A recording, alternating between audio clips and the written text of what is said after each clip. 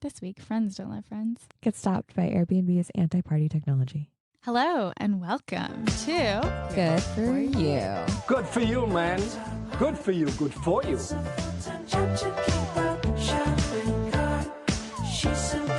Good for You, a podcast about the things we ghosted, the purchases that haunt us, and the best products, services, and industry happenings in the wellness, well-being, and spiritual space. We're going to give you a healthy little dose of fun. We're going to talk about the things that are happening in pop culture, the ones that got away, the things in our cart that are haunting us or ghosting us, our strong opinions. that are loosely held. We like to call this the Grext, The group text. the group text in your ear. So come say hello. Join us in the audio Grext, where friends don't let friends Get scammed.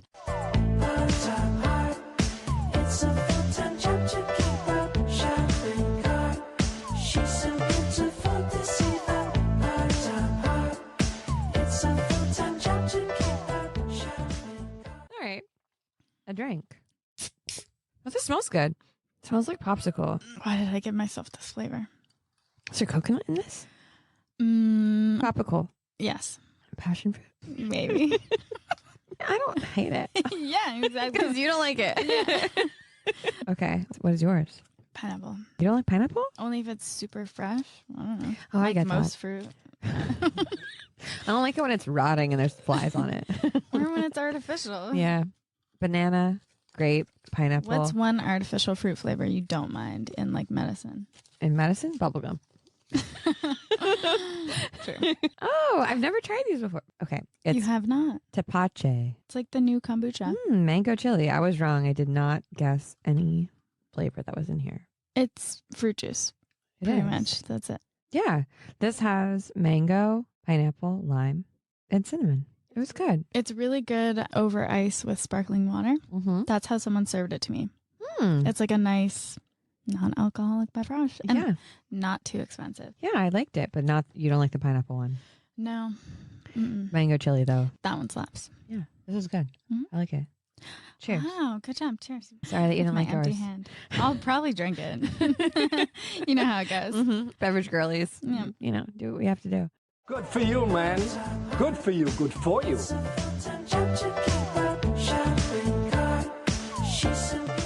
Speaking of, We have a little good for who. there's a lot of who is this good for.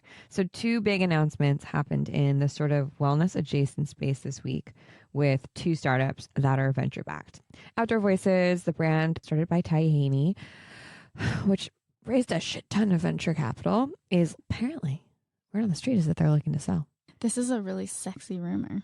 I know. I love when these types of rumors come out. I love it when Bloomberg publishes gossip. Yeah. Like that is. Yeah. This is pure speculation based on a few close friends. Yeah, totally. And like, this is my intersection. I love it. Yeah. So the Bloomberg article, actually, did you send it to me? You did. Mhm. Yeah. I think it just said like some people close to the company are saying that they're looking at selling because they're not doing well. Speculative. I mean, a lot of people are doing that right now.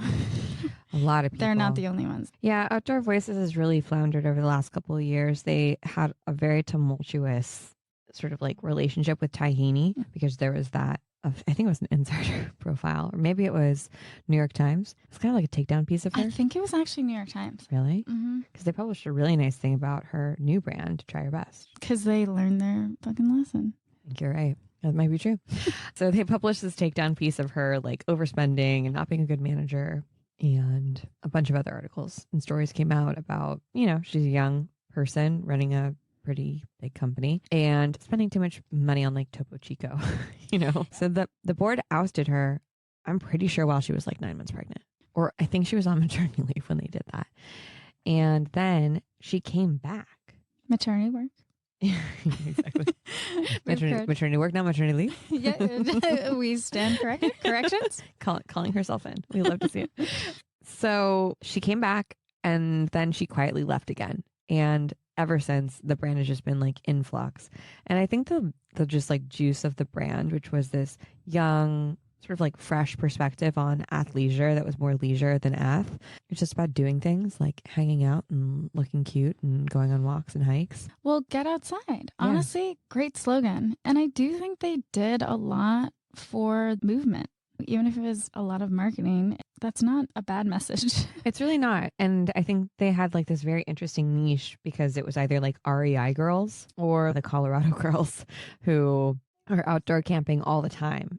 I think it's really interesting that they're looking to sell. And there's another brand that I want to talk about that's much more, that's actually looking to sell, because this is just speculation, right? For Outdoor Voices. The reason that they're looking to sell is because they're not making enough money and they're probably not going to be able to raise another round. But if Outdoor Voices were going to sell to someone, who do you think they would sell to? I don't know who they would sell to. I don't think they'll keep running. No. They'll Well, they're not like a shut down. technical company, No. you know? They'll just be sold probably for parts. I was thinking that Reebok could be interesting because Reebok went really hard on CrossFit and like kind of like fucked them over, I think, because CrossFit has sort of faded. But they don't really have like a cool, trendy, younger perspective at this moment in time. They have kind of the more streetwear and more of the like CrossFit, but I think that that would actually be a really good acquisition. I don't think it would necessarily like raise Outdoor Voices star power, but I think it could do something for Reebok. But don't you think it would then just get absorbed into the brand? I don't know. How I do you think see that it? like Yeah. they would probably just let them keep running things and Interesting. doing it on their own. And then I I can was see also that. thinking they could have like store distribution. Yeah. It's sad when a brand that had like so much froth because it felt so unique and original and like Yeah. authentic, quote unquote, becomes like a shell of itself. And you're like, is this Land's End that I'm looking at? Like, have you seen their Yeah. latest stuff? It's like very LL Bean. I think the thing that bummed me in the end was their sizing just felt a little bit off, but their designs were interesting because a lot of athleisure brands are pretty similar in what they're making, but I don't feel like their prices were right for their market. I feel like they need to be less expensive. Yeah, totally. Yeah. Although, do love an exercise dress. That's true. That one looks great on you, I have Thank to you. say. Thank you. I actually really like my Abercrombie exercise dress too. Oh my gosh, beautiful roses. I'm throwing roses, roses, roses, roses. This is not the only brand that's in the space that's looking to sell because they don't have enough money.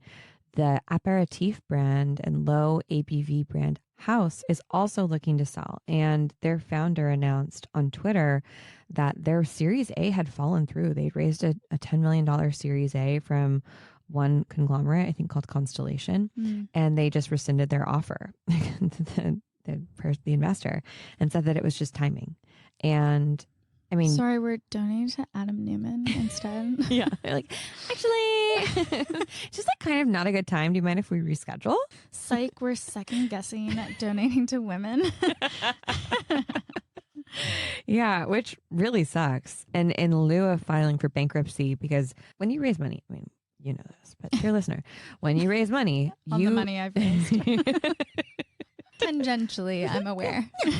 You raise money on a time clock, basically. It's very stressful because you are seeing your bank account deplete and the money that you have already raised or whatever you have, your cash, go down because you're burning a ton of money. That's what you're supposed to do when you raise.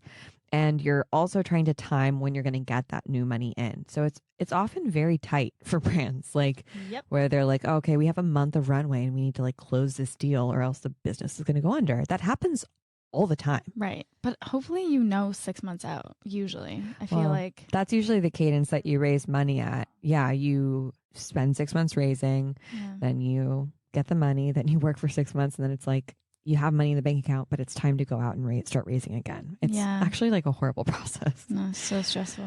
But Haus, basically, they didn't have any money. They don't have any money left. They have like 30 days, I think, of runway, which sucks. Yeah. Really sucks.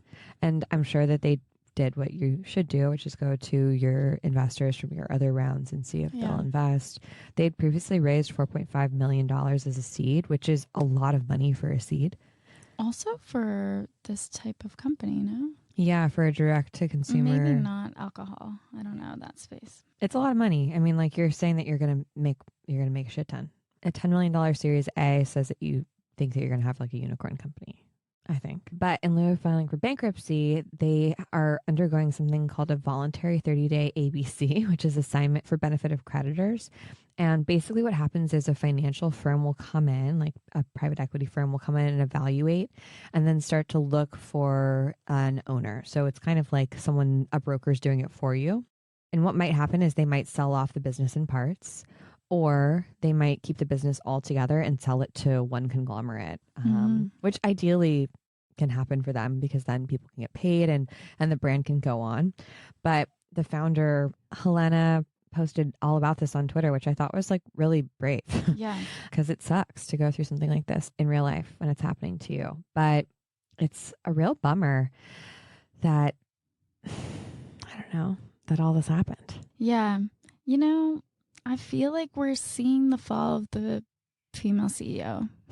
You think that's what it is? I don't know. At least in the news cycle for the, last 2 years, we're not going to let them go quietly. They're going to get crushed. Yeah. I don't know. Do you think that's what's happening? I don't get that feeling here. I don't think anyone's here. I'm making a larger, we talk about the boy bus, double standard. Yeah. Maybe this is a large extrapolation, but it's hard to not look at 10 other stories of female startups that have, for whatever reason, gone under and how they've been represented in the news. It's like we can't have it. Yeah, it makes me wonder too a couple things. Just like in the girl boss era, like I think Haus launched in 2018. That was like in the peak girl boss moment. I think a lot of these brands, especially consumer facing brands, used anything at their disposal to get in front of audiences and communities, including sort of pimping out their founders to the media. And it still isn't a great look to be like a white male founder. So if that's who you're working with, I don't think that's going to be like the media play. Yeah. But if you have a female founder, like Helena started the company when she had a 3-month-old kid. Like, oh, a young mom who's like starting this company in this trendy space, who's like an amazing marketer. That's a great story. It's a great story, but to actually what we were talking about yesterday, even about Emily Weiss or Ty Haney getting funding in the first place and securing funding, that's because they had a following. So it's both. In a way. It's like it becomes the story, but it has to be the story for their launching point. Exactly. For them to have enough clout to even be respected. It's like this like snake eating itself, right? Where they kind of like feed each other. And in Helena's tweet, some of her tweets, she was talking about like, this isn't easy and it like might look so glamorous to be a founder of a company on, Instagram and on Twitter, but it is really not. And it's not. It's not glamorous at all. Yeah. But first off, we're in the wellness world and like there's going to be a higher percentage of female founders in this space or in these adjacent spaces. Yeah. And if we know about them because like, we relate to their branding, we think that they're cool. They're made for us by someone who's like us. So we're just a little bit more maybe like, it's like when you say yellow punch buggy and then you see yellow punch buggies everywhere all of a sudden. I don't know. But I think even I know they're also not doing well, Rent the Runway. Oh, yeah. For example, like them being one of the first all-female run companies to go public. Even that was kind of shocking to hear, where I was like, really? I know. Or that I'm pretty sure it's only 2% of VC funding goes towards female founders. Yep. I don't know. Maybe I'm just fucking pissed today. No, I think you're right. There is no one reason for all of this. It's more complex than I'm even making it out to be. Yeah. It's like when they say like we need more women in STEM and they'll put women through college, right, to go in STEM programs, but then they don't do anything for job placement. Right. It's kind of the same. It's like, okay, we can invest in female founders in their seed round, but when they actually need help, come on, $10 million. Sorry, but that sounds like a lot of money to a lot of us, but that's not a lot of money. That's not a lot of money. Think about how many other companies would get bailed out by some other VC company who writing that type of check would be nothing. I know it's not that simple, but it's hard to not be a little bit like, the fuck. I was supposed to be a chorus girl, but I was too tall and talkative. Apparently chorus girls aren't supposed to talk. It's like you want women in tech or you want marginalized people in your spaces, right? So you make space for them, but not really. You quote unquote clear space for them, but you don't support them. You don't nurture them. You don't help them grow. You don't make the environment safe and sustainable and healthy for them.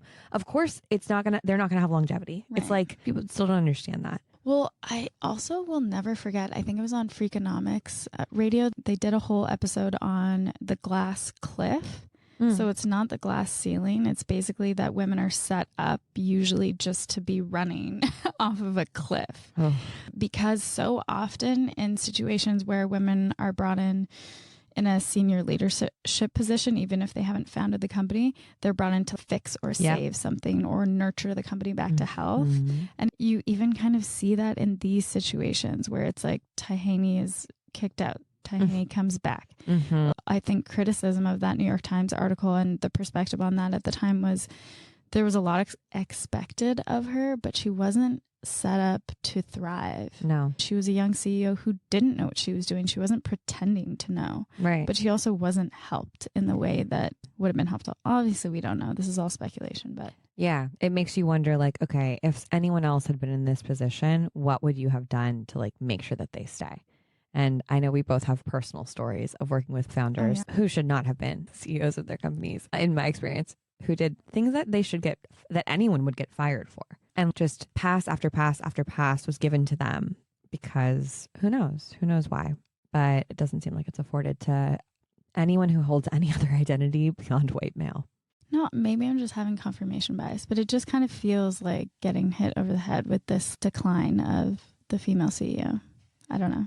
I also wonder if just yes, that's part of it, the female CEO, but like in general, VC and direct to consumer. Like we look at a bunch of brands, we were sharing links back and forth about D2C companies and investors and how just VCs are not investing in them right now. They're not helping them out. So they're going to angel investors or getting smaller checks to sort of like get things going. And Helena in an interview that I read on Bon Appetit was saying, you know, if I had raised money in 2012, I would have raised $100 million because that's just what the environment was like. And sometimes you get unlucky and you have bad timing. Yeah. And I still believe in the brand and I believe in low alcohol beverages and the no alcohol movement, but we just got unlucky and it sucks. And I think that's a good perspective to take. And I would push and say like, yeah, you got unlucky, but also like people didn't help you. And that contributed to your unluckiness. And to your point, timing, but also just the state of VC. It's designed to be unachievable. That's part of the race and exhausting. Especially a lot of these women are also trying to have families. And I think that, of course, plays a part. Yeah, totally. People definitely like look at you differently. Oh, yeah. And ask you questions about like, well, what are you going to, I mean, they've asked me questions. I'm like, I run my own company. I don't have any investors that I need to respond to. Thankfully. But all of this brings to mind the question, first off, who is this good for, if anyone, and who is it bad for? And I have a couple people on the downs on who it's bad for list. It sounds like you're saying female founders. I think it's probably, side note, maybe good for the planet. I don't know that we need outdoor voices. We need more D2C products. D2C athleisure, I think we're good. I think that material is not going to decompose for a long time. It's all. That was the thing that set me down my zero waste path. Because I was talking to some guy who was actually the founder of Girlfriend Collective, right? And they had a really crazy, do you remember how they launched? They said, if you give us your email, we'll send you a free pair of pants. Yes. Which was insane. Yeah. But they did it. I think I got one. Me too. Their founder, their big thing was the water bottles, right? And right. I remember him telling me, yeah, any piece of like athleisure that you have is made out of oil. It's made out of petroleum. And just looking into my closet, because I was like running marathons at the time and seeing all these stacks of spandex and being like, oh my God, what are you doing? Yeah. It's bad for the planet. But maybe selling your company is the goal. Ideally not under duress, but like oftentimes that's the goal, that or going public. I think it's good for who? Not great for DTC founders. I think if you're trying to start a direct-to-consumer business right now, this general trend in like buzzy brands that are D2C that maybe aren't doing so well. But I think it's also good for people to sort of like be snapped out of the haze of like that you need to raise venture capital in order to be successful and thinking that that's like way to change your life and to like fix everything. It ain't it. I have a friend who's been trying to raise money for like 3 years and I think about them and I'm like, if you had just done your business, started, you'd have a business somewhere. Yeah, I think about it a lot. Yeah. And I mean, hindsight's 20/20, but I don't know. Don't wait. I would say if you have an idea, that's a good idea. Get going. Get going. Yeah, you're going to figure it out. You don't need their dirty money. Comes with a lot of conditions. Sure does. So good for the planet. Good for the planet. And good for anyone who wants to buy a house because it's about 50% off right now. Buy a house. Buy a house. Buy a full house. Psych. All houses are on sale. No, but go to house.com, I think, and you can get everything. I've never tried anything from them. You know what? We had a bottle at our wedding in our hotel room. I really liked it. Oh, you tried it? Okay. Yeah. It was low alcohol. It's 18%. So I'm like, well, this is like wine. A little more, no? Yeah. It's a little more than wine, but less than like a booze. I'll probably buy some. I'll probably add them to my haunted cart. You know what? She'll probably start another business. Yeah, probably. Yeah. I'm rooting for her. Yeah. I mean, I'm totally rooting for the founders. Also, it's just a hard time. Anyways, Blake. This is a super upbeat podcast. Not sure if you noticed. They've done studies, 60% of the time, it works every time. That doesn't make sense. We have a sexy unique scam. Do we? Yeah. It's been percolating. Especially over the summer months. It's been heating up to a boiling point. It truly has. Truly. This is more of an existential sexy unique scam crisis for Airbnb. Because hotels are coming for you. Yeah. Airbnb is shaking right now. Basically, hotels are doing everything to win you over. And it's kind of working. Well, first off, Airbnb is really expensive. Like we were talking about this because you've been traveling a lot and Ethan and I were traveling. I was like, dude, I got a hotel room at the Waldorf Astoria in Berlin for like $200 a night. Incredible. I couldn't find an Airbnb that even came close to that. And they don't do your laundry. No. There's usually some hassle getting into the apartment. And then they're just jerks to you. Hopefully it's not infested with mosquitoes in the AC. Yes. You had Airbnb horror experiences. We both did. I got almost refunded for the entire thing. Oh, that's good. There is a lot of protection for each person. Yeah, like resolution. For anything that goes wrong. So over the past few years, I think hotels here have been, for various reasons, cutting back on their services. Like they're not going to change your towels every day if you're staying for more than 2 nights. I'm okay with. Yeah. Conserve water. Yeah. Meanwhile, in Europe, they're like fresh towels every day. And I'm like, give me the swan. I want to see the sculptures. Truly. Airbnb is like, okay, there's a fee for cleaning. There's also a service fee. Also, there's a fee for booking this through their online portal. Also, there's a fee if you sleep in the bed, not on top of the bed. Also, there's a fee if you flush the toilet, and there's a fee for off-gassing carbon dioxide when you exhale. Sorry, that's just the rules. And and then when you're searching, they're like, it's only $112 a night. Yeah. And then you go and you're like, okay, 3 days. And it's like $1,800. What is going on? It's all these extra fees. I think there's going to be some clapping back to Airbnb soon of consumer protection. How the airlines had to start including, maybe that was only in Canada, had to start including taxes in the estimate. Yes. Because it was so egregious. It's such a lie. Yeah. You're like, oh, this is so affordable. No, it's not. It's actually double. Insane. I could stay at like a 5-star hotel. And hotels are like, oh, thank you so much for staying with us. Yeah. By the way, we upgraded you to like a mega double suite, and we're going to throw in a complimentary blowjob if you'd like. So just like call down to concierge when you want to redeem that. Whatever you want, 24 hours. Anyway, here's a chocolate to go on your pillow. It's like, okay, why wouldn't I want this? It's true. Honestly, I'm in my hotel era. Don't tell too many people though, because it might catch on and they might start raising their prices again. I don't think it will though, because the thing about Airbnb that Airbnb has hotels beat is that anywhere that's not like a metropolitan place where there's like tons of hotels, you need like Silver Lake. Yeah, there's no fucking hotels on the east side of that LA. Really expensive Silver Lake hotel and pool. Oh, so lame. It's like $500 a night, that hotel. It's so stupid. It looks nice though. But are the rooms that nice? I don't know. That seems like one of those, like we discussed the other day. It's like And Other Stories claiming to be this chic brand. And you're like, this is fast fashion. You wash it once, it just falls apart. That's what that hotel feels like. Yeah, it seems like you would walk in, close the door too hard, and like something would fall off the wall. One of the cactus sculptures. Meanwhile, the proper. Quite proper. I think it would be worth it. Yeah, that's proper. That's a proper hotel. Honestly, I'm thinking about staying there one night just because. I want to stay there. You want to have a summer party? Just live our Santa Monica's best life. Okay, so good for rural. Such a hard word to say. Rural areas.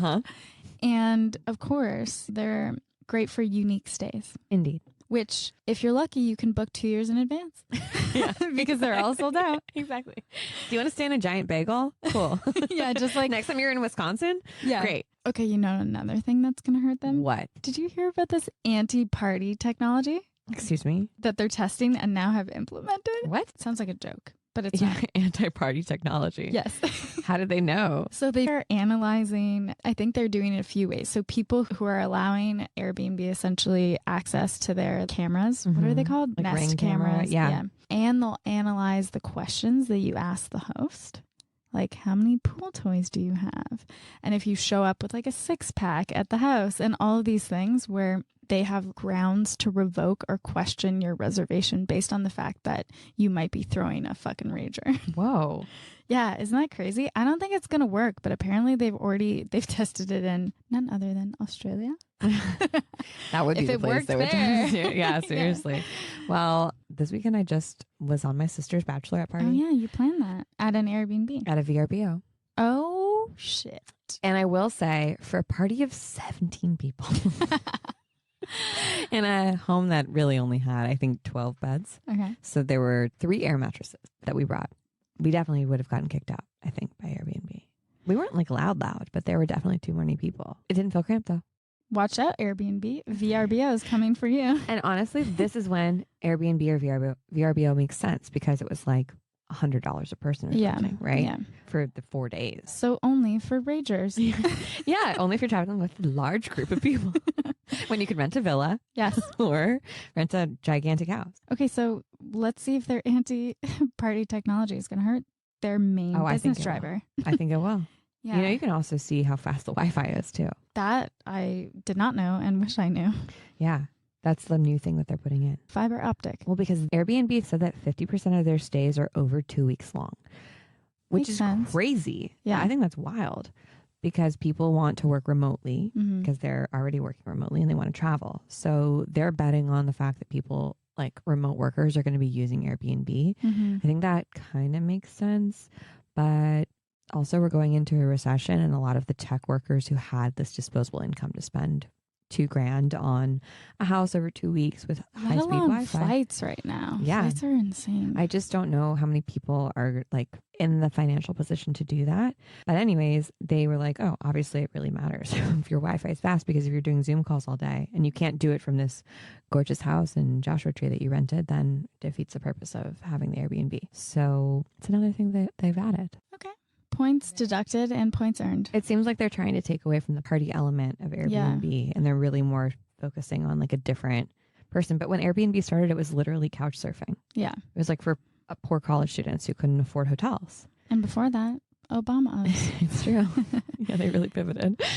VRBO still going strong. It seems like Ish. it. It's Maybe like, I don't know about I feel how like strong. VRBO is like a step above Airbnb right now in Okay. this time, 2022, when you're like, you want a full house. You don't want Yes, just like right. a room. Right. And you generally want like a nicer house. Yeah. It'll be interesting to see what happens. But I do think that Airbnb is a sexy, unique scam, at least as an affordable option. Unless you're throwing a rager, it does feel scammy. Get a hotel. But I just saw a really scary TikTok where a girl was staying at a house in like, I don't know, like Tahoe with her friends, and their door was locked, and the Airbnb host came in at 10 o'clock at night and started yelling at all of them and had a key to the house and like wouldn't leave, and Yelling at them for what? being too loud apparently. But they weren't doing, all they were doing were like sitting around and drinking and just hanging, which is like, yeah, that's scary. Airbnb hosts aren't allowed to do that, and yet like they still do. Ooh, Kind of like Uber. that sounds like the beginning of a great horror story. Crazy stuff happens in hotels too. Oh, yeah. You're not necessarily more safe in a hotel than you are in an Airbnb. Unless you're like in the woods. Anyways. Sexy unique scam? I'd say scam. Yeah, scam. Scam for sure. Okay. Let us know what you think, dear listener. Do you think Airbnb is a sexy unique scam? Are you back on the hotel game? Are you into robes, minibars, chocolate on the pillow, stealing shampoo? Because I'm honestly about that life. What if this means that there is more space for the true B&B to make a comeback. I love a B&B because they always have Right? banana bread. I didn't even think about this, but we've talked about this in the past. It's contributing to the housing crisis. It's true. Everyone's like, guess what? I want to work. I want to buy a second home and I want to Airbnb it. I want to charge $1 million for it. Like, Yeah. this is what Ethan is doing. He bought a house in the desert, and but it's very far away in the desert. We're not displacing anyone, But trust me. I'm so progressive. Except not in my backyard. Nope. Those NIMBYs. I don't know them. I know himbos, but I don't know NIMBYs. Get in, loser. We're going shopping. What's in your haunted cart, Wallace? We haven't done a haunted cart in a really long time. I decided to keep it minimal. Yeah, you were doing like no by August because no by July really fell by the wayside when we right at the pharmacy. I'm still eyeing that hand steamer iron thing. I've seen this many times on social media, and it seems like everyone loves it. I know. What's the name can of you it? Do guys you remember? tell me if you like it? If anyone has But it's it? like a little expensive, right? Is it worth it? It's called the Nori Press, and I feel like it's $120. That's affordable. And I'm just not convinced yet because a lot of people say they have success with the hand steamers. I Right. personally have never had success with them. I've tried so many different kinds. I take stuff to the dry cleaners, I don't know, maybe once every quarter because I don't have an iron. And I haven't worn this shirt because I can't really wear it if it's this wrinkly. And I hate that. I never want to take stuff to the dry cleaners, period. And I would like to cut that appointment out of my life. Dry cleaning needs to be disrupted. It totally does. I know people like getting their nails done, but I don't. And Same. it feels the same. It feels like a Totally. chore, but sometimes I have to do it and I don't want to. Mhm. And I know I never have to do these things. But also, it's only open from like 10 to 5, which is like most people's working hours. Feels like, how do regular people do that? And also, how do you remember to pick it up? Sometimes I put it on my I could never. calendar and then I forget. Anyways, so this is the only thing that's haunting me. And I don't really need it. But then on the one hand, I'm like, I would have more clothes. It does open up more options. I mean, I've limited my wardrobe to things. I've never been to the dry cleaner ever. I don't buy things that have to get dry cleaned. I know thyself. But also for travel, that's the last thing I'll say. We have a steamer, Hand and steamer? I really like it. Mm. Hmm. They do not work for me. We have a like wardrobe closet steamer. That's why. That's the only one that I think will work, but it Yeah. feels it's too large. It's very large. We have to like keep it in the garage and then bring it up when we want to use it. And then you do a full day of steaming. Kind of. I'm like, okay, let's do a bunch of things. That's so fun. You could listen to like 20 podcasts. Yeah, exactly. Truly. You got to bribe yourself to do those chores. I think It's totally worth it. It's just one of those things where I just feel like, then you could use it on your hair. honestly, why not? I might as well just use Wait, my that's iron. a brilliant invention. I've used a hair iron on clothes before. Me too. It just has limits, you know? It was college. Yeah, exactly. But okay, Dyson Airwrap, but steamer attachment. I thought you're with that hand motion. Honestly, why don't they get into that? It's called innovation. Get into sex toys, Dyson. Honestly, that would be so smart. Imagine if they came out with some sex toys. It would have to be The most high-powered, the insane. Rolls Royce of vibrators. They should have a Hitachi Magic Wand attachment that goes on, that goes on to the wand. They should do that one year for holiday. Just do one drop. I would buy it. Or that would be a really good April Fool's joke, but I'm going to peer pressure you. I think you should buy it. Okay, adding to cart, checking out. Fine. How about you? I have three A tree. Tres, things in my haunted cart. The first is Better Days caffeinated greens. You know, I'm on my green powder shit. I'm making my celery juice every morning. Love it. Feels so Your good. skin is looking fabulous. I think I have to try it again. Oh God, it's so good. Like, what do you do while you do it? Okay, I found that not cutting the celery. You stick the whole thing in? One stalk at a time. No, I discovered this like last week, and I was like, why haven't I been doing this for months? Like, I just love picturing you an industrial juicer be like, so like getting on top of the counter, having my like goggles on, and no, okay, I take off one stalk at a time, and I just stick them in that One little stalk. juicer. And there's like 6 stalks in a celery. you're just like ripping.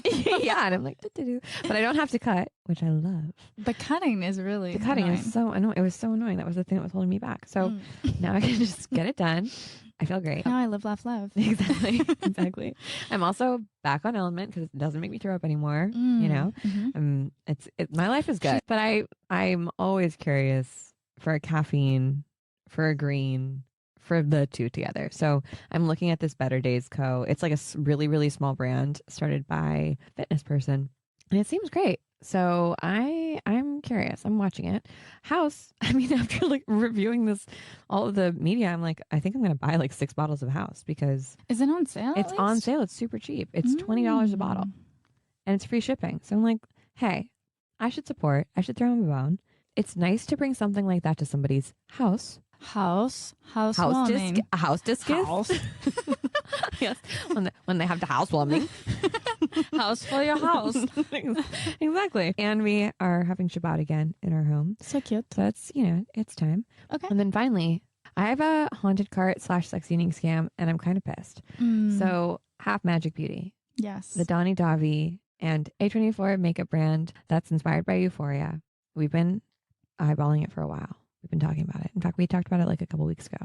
I think we talked about the fact that nobody's been talking about it, including us. Yes. Well, I saw Donnie Davi pop up on TikTok the other day, and she made a whole face in 5 minutes using the makeup. And I was like, I want everything. Sold. Yeah. I was like, I want everything that's on her face. So I bought 3 different products, including this product called Glitter Pill and a cheek thing, a purple sort of blush, and then a lip pencil, and then this glitter pill. And it was pretty affordable. Everything was under $50.